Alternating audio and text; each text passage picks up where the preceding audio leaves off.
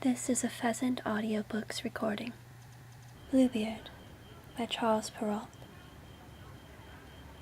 There was once a man who had fine houses, both in town and country, a deal of silver and gold plate, embroidered furniture, and coaches gilded all over with gold. But this man was so unlucky as to have a blue beard, which made him so frightfully ugly that all the women and girls ran away from him. One of his neighbors, a lady of quality, had 2 daughters who were perfect beauties. He desired of her one of them in marriage, leaving to her choice which of the 2 she would bestow on him. Neither of them would have him, and they sent him backwards and forwards from one to the other, not being able to bear the thoughts of marrying a man who had a blue beard. Adding to their disgust and aversion was the fact that he already had been married to several wives, and nobody knew what had become of them. Bluebeard, to engage their affection, took them, with their mother and 3 or 4 ladies of their acquaintance, with other young people of the neighborhood, to one of his country houses, where they stayed a whole week. The time was filled with parties, hunting, fishing, dancing, mirth, and feasting. Nobody went to bed, but all passed the night in rallying and joking with each other. In short, everything succeeded so well that the youngest daughter began to think that the man's beard was not so very blue after all, and that he was a mighty civil gentleman. As soon as they returned home, the marriage was concluded. About a month afterwards, Bluebeard told his wife that he was obliged to take a country journey for 6 weeks at least, about affairs of very great consequence. He desired her to divert herself in his absence, to send for her friends and acquaintances, to take them into the country, if she pleased, and to make good cheer wherever she was. "Here," said he, "are the keys to the 2 great wardrobes, wherein I have my best furniture. These are to my silver and gold plate, which is not every day in use. These open my strong boxes, which hold my money, both gold and silver. These my caskets of jewels. And this is the master key to all my apartments. But as for this little one here, it is the key to the closet at the end of the great hall on the ground floor. Open them all. Go into each and every one of them except that little closet, which I forbid you, and forbid it in such a manner that, if you happen to open it, you may expect my just anger and resentment." She promised to observe, very exactly, whatever he had ordered. Then he, after having embraced her, got into his coach and proceeded on his journey. Her neighbors and good friends did not wait to be sent for by the newly married lady. They were impatient to see all the rich furniture of her house, and had not dared to come while her husband was there, because of his blue beard, which frightened them. They ran through all the rooms, closets, and wardrobes, which were all so fine and rich that they seemed to surpass one another. After that, they went up into the 2 great rooms, which contained the best and richest furniture. They could not sufficiently admire the number and beauty of the tapestry, beds, couches, cabinets, stands, tables, and looking-glasses, in which you might see yourself from head to foot. Some of them were framed with glass, others with silver, plain and gilded, the finest and most magnificent that they had ever seen. They ceased not to extol and envy the happiness of their friend, who in the meantime in no way diverted herself in looking upon all these rich things, because of the impatience she had to go and open the closet on the ground floor. She was so much pressed by her curiosity that, without considering that it was very uncivil for her to leave her company, she went down a little back staircase, and with such excessive haste that she nearly fell and broke her neck. Having come to the closet door, she made a stop for some time, thinking about her husband's orders, and considering what unhappiness might attend her if she was disobedient. But the temptation was so strong that she could not overcome it. She then took the little key and opened it, trembling. At first she could not see anything plainly because the windows were shut.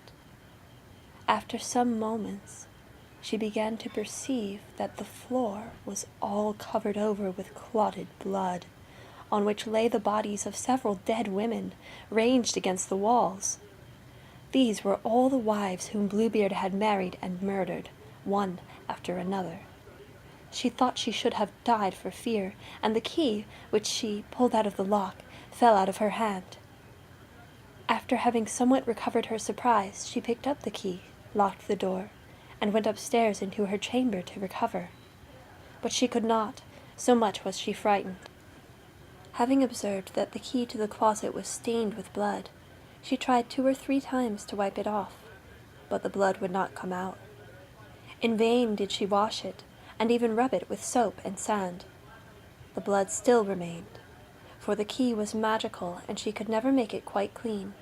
When the blood was gone off from one side, it came again on the other. Bluebeard returned from his journey the same evening, saying that he had received letters upon the road, informing him that the affair he went about had concluded to his advantage. His wife did all she could to convince him that she was extremely happy about his speedy return.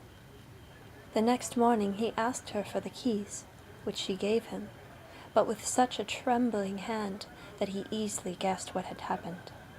"What," said he, "is not the key of my closet among the rest?" "I must," said she, "have left it upstairs upon the table." "Fail not," said Bluebeard, "to bring it to me at once." After several goings backwards and forwards, she was forced to bring him the key. Bluebeard, having very attentively considered it, said to his wife, "Why is there blood on the key?" "I do not know," cried the poor woman, paler than death. "You do not know?" replied Bluebeard. "I very well know. You went into the closet, did you not?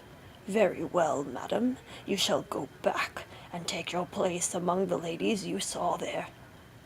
Upon this she threw herself at her husband's feet, and begged his pardon with all the signs of a true repentance, vowing that she would never more be disobedient. She would have melted a rock, so beautiful and sorrowful was she. But Bluebeard had a heart harder than any rock. "You must die, madam," said he, "at once." "Since I must die," answered she, looking upon him with her eyes all bathed in tears, "give me some little time to say my prayers." "I give you," replied Bluebeard, "half a quarter of an hour, but not 1 moment more." When she was alone, she called out to her sister, and said to her, "Sister Anne," for that was her name, "go up, I beg you, to the top of the tower, and look if my brothers are not coming. They promised me that they would come today, and if you see them, give them a sign to make haste." Her sister Anne went up to the top of the tower, and the poor afflicted wife cried out from time to time, "Anne, Sister Anne, do you see anyone coming?" And Sister Anne said, "I see nothing but a cloud of dust in the sun and the green grass." In the meantime Bluebeard, holding a great saber in his hand, cried out as loud as he could bawl to his wife, "Come down instantly, or I shall come up to you." "1 moment longer, if you please," said his wife, and then she cried out very softly, "Anne, Sister Anne, do you see anybody coming?" And Sister Anne answered, "I see nothing but a cloud of dust in the sun and the green grass." "Come down quickly," cried Bluebeard, "or I will come up to you." "I am coming," answered his wife, and then she cried, "Anne, Sister Anne, do you not see anyone coming?" "I see," replied Sister Anne, "a great cloud of dust approaching us. Are they my brothers?" "Alas, no, my dear sister, I see a flock of sheep." "Will you not come down?" cried Bluebeard. "1 moment longer," said his wife, and then she cried out, "Anne, Sister Anne, do you see nobody coming?" "I see," said she, "2 horsemen, but they are still a great way off." "God be praised," replied the poor wife joyfully. "They are my brothers. I will make them a sign, as well as I can for them to make haste." Then Bluebeard bawled out so loud that he made the whole house tremble. The distressed wife came down and threw herself at his feet, all in tears, with her hair about her shoulders. "This means nothing," said Bluebeard. "You must die." Then, taking hold of her hair with one hand, and lifting up the sword with the other, he prepared to strike off her head. The poor lady, turning about to him, and looking at him with dying eyes, desired him to afford her one little moment to recollect herself. "No, no," said he. "Commend yourself to God," and was just ready to strike. At this very instant there was such a loud knocking at the gate that Bluebeard made a sudden stop. The gate was opened, and 2 horsemen entered. Drawing their swords, they ran directly to Bluebeard. He knew them to be his wife's brothers, one a dragoon, the other a musketeer, so that he ran away immediately to save himself. But the 2 brothers pursued and overtook him before he could get to the steps of the porch. Then they ran their swords through his body and left him dead. The poor wife was almost as dead as her husband, and had not strength enough to rise and welcome her brothers. Bluebeard had no heirs, and so his wife became mistress of all his estate. She made use of one part of it to marry her sister Anne to a young gentleman who had loved her a long while, another part to buy captain's commissions for her brothers, and the rest to marry herself to a very worthy gentleman, who made her forget the ill time she had passed with Bluebeard. Moral: curiosity, in spite of its appeal, often leads to deep regret. To the displeasure of many a maiden, its enjoyment is short-lived. Once satisfied, it ceases to exist, and always costs dearly. Another moral: apply logic to this grim story, and you will ascertain that it took place many years ago. No husband of our age would be so terrible as to demand the impossible of his wife, nor would he be such a jealous malcontent. For, whatever the color of her husband's beard, the wife of today will let him know who the master is.